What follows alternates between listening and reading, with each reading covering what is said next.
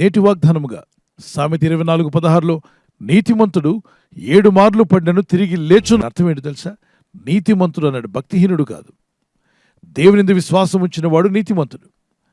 యాకోబు పత్రిక 2:23 అబ్రహాము దేవుని నమ్మిన గనుక అది అతనికి నీతిగా ఎంచబడింది. ఈరోజు నువ్వు దేవుని నమ్ముచున్నావా? దేవునిందు విశ్వాసం ఉంచుతున్నావా?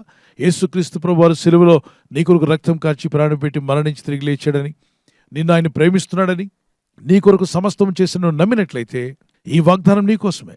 నీతిమంతుడు 7 మార్లు పడినను తిరిగి లేచును. ఆపత్కాలమందు భక్తిహీనులు కూలుదురు.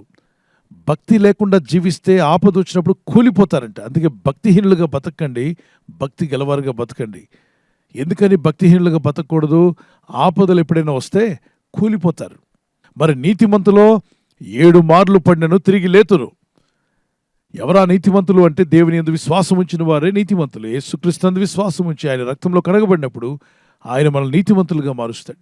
నీతిమంతులు 7 మార్లు పడిన తిరిగి లేస్తారంటే దీని అర్థము పాపములో పడి తిరగమని కాదు.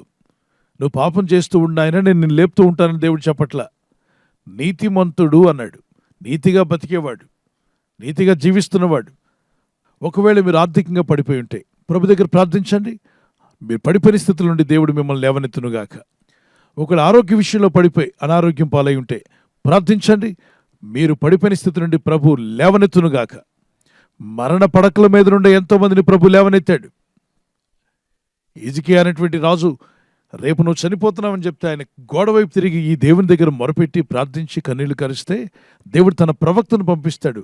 వెళ్ళి చెప్పు, 2 రాజులు 20:5 నీవు కన్నీళ్లు విడిచుట్టు నేను చూచితని, నీ ప్రార్థన నేను అంగీకరించున్నాను, నేను నిన్ను బాగు చేసేదను. 3వ రోజున నువ్వు లేస్తావు, లేచి నడుస్తావు. ఎక్కడికి నడుస్తావు తెలుసా? నేరుగా దేవుని యెహోవా మందిరమునకు వెళ్ళి ఆయన స్తుతిస్తావు. దేవుడు మనల్ని లేపేది, ఆరోగ్యం ఇచ్చేది ఎందుకంటే లోకంలో తిరగడానికి కాదు. నిలబెట్టేది ఎందుకు? నిన్ను బాగు చేసేది ఎందుకంటే నువ్వు ఆయన మందిరానికి వెళ్ళి ఆయన సాక్షిగా ఉంటావని, ఆయన్ను ఘనపరుస్తావని, ఆయన స్తుతిస్తావని.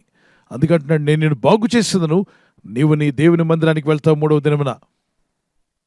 దావీదు విషయంలో కూడా 7 రోజులు ఉపవాసం ఉన్నప్పుడు జవాబు ఏదొచ్చినా పర్వాలేదని ఉపవాసం ఉన్నాడు.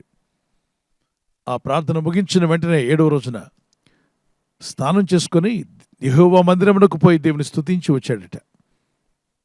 నష్టము కలిగినా, కీడు కలిగినా, ఇబ్బందులున్నా ప్రార్థించటం మానవద్దు, స్తుతించటం మానవద్దు. నీ పరిస్థితి గురించి దేవునితో మాట్లాడడం మానవద్దు.